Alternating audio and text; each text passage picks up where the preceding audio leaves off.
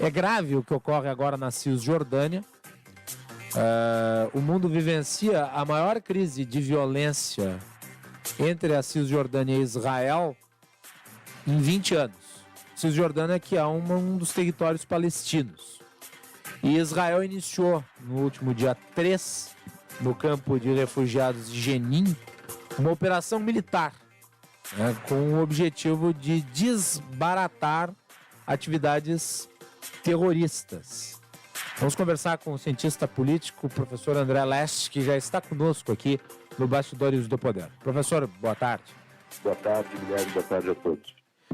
A que se deve o início dessa confrontação entre os palestinos na Cisjordânia com o governo de Israel, o Estado de Israel? Lembrando, e o senhor me corrija se eu estiver equivocado, mas a Cisjordânia é uma área um pouco mais estável do que a faixa de Gaza. A faixa de Gaza que é controlada pelo grupo terrorista que está ali já há muitos anos em disputa com o Fatah, o Hamas. O que está acontecendo na Cisjordânia? Não, a Cisjordânia é um território bem maior que Gaza, né? A gente tem que colocar que é uma região de montanhas, 6.000 quilômetros quadrados. Gaza é uma região de planície com 360 quilômetros quadrados, então bem menor. Uma população palestina de 2 milhões de pessoas na faixa de Gaza e 2 milhões e meio de pessoas na Cisjordânia. A Cisjordânia está no centro da região, que é o Estado de Israel e a Cisjordânia, ou seja, a Cisjordânia faz fronteira com o centro de Israel, a planície, onde está o centro nervoso econômico e a maior concentração da população israelense, são quase 5 milhões de habitantes na costa de Israel, que faz fronteira aí com a Cisjordânia. O mar, onde está Tel Aviv e o início da Cisjordânia, em linha reta, indo do ocidente para o oriente, seriam em torno de 35 quilômetros, então região bastante tênue.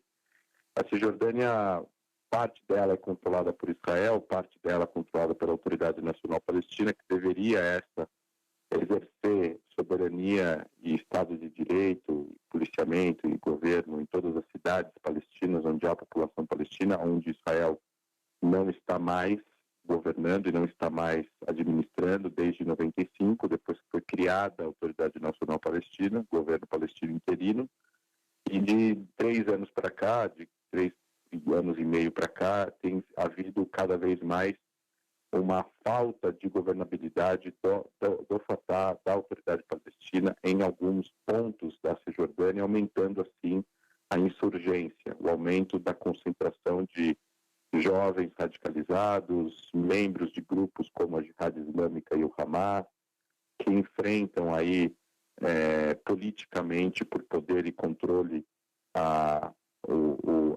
de uma certa forma, a política palestina, não a política da Autoridade Palestina, mas a política palestina como um todo, né?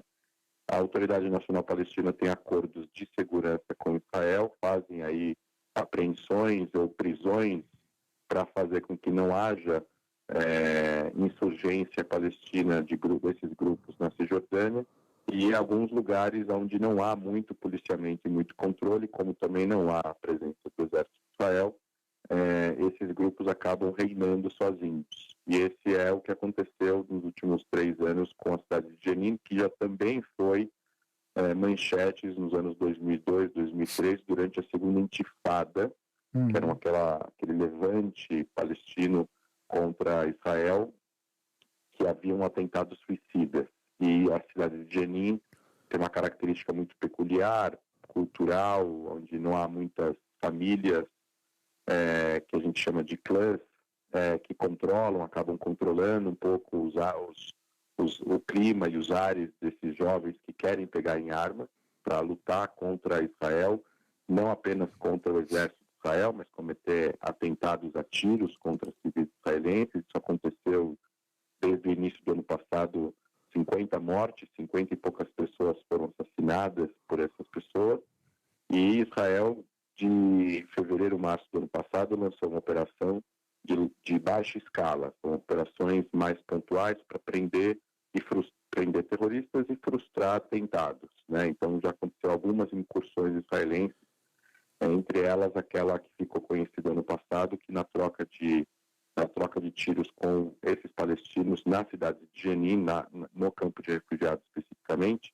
morreu, infelizmente, a jornalista da Al Jazeera, Shirin Abu Akleh.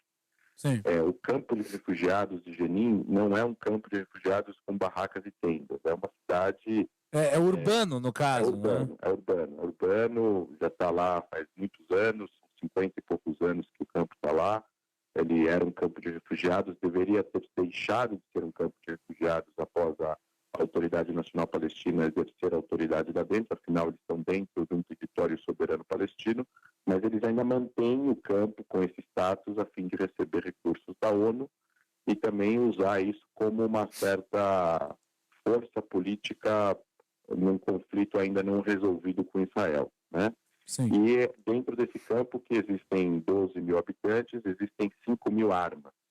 E como não há autoridade nacional palestina e não há exército de Israel e não há essas famílias que possam eventualmente usar de dissuasão familiar e política para tentar dissuadir esses jovens a não irem para o caminho da violência, acaba tendo cada vez mais jovens de 17, 18, 19 anos, 20 anos de idade, entrando para o ciclo de violência. Como aconteceram vários atentados esse ano, essa operação que foi feita por Israel acompanha essa operação que chama Quebra das Ondas, que era uma operação mais pontual.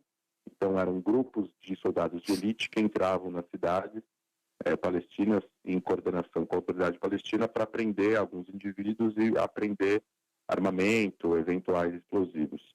Essa operação foi uma operação muito maior, foram mais de 1.000 soldados mobilizados, foi usado drones, os drones foram usados para destruir 3 centros nervosos de controle e operações desses 2 grupos, da Jihad Islâmica e das Brigadas de Jenin, que controlavam as câmeras e todas as ações que esses jovens faziam no campo de refugiados. Então, eles mantinham grupos de pessoas nesses campos para resistir a eventuais entradas do exército.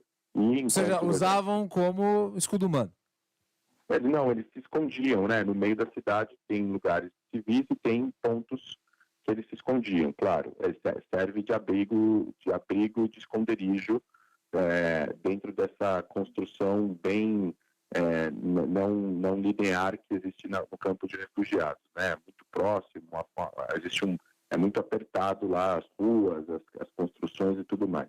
Mas é um campo de refugiados que não tem uma administração específica? Não, exatamente. E aí o problema do campo de refugiados é quando essas pessoas fazem atentados e voltam para o campo, Israel eventualmente tem que entrar no campo ou a autoridade palestina para prender a pessoa que cometeu o atentado. Então as operações eram para evitar que eles planejassem atentados futuros e prender pessoas que fizeram atentados passados. Dentro disso, eles, para poder se proteger de eventuais entradas, eles instalaram nos últimos 3 anos mais de 200 câmeras pelo campo para poder monitorar eventuais ações da polícia palestina ou do exército de Israel. Na sua avaliação, a autoridade palestina faz corpo mole para estabelecer uma autoridade palestina nessa região? De certa forma, por um lado faz corpo mole, por outro lado, policiais palestinos não querem lutar uma guerra que eles acham que não é deles.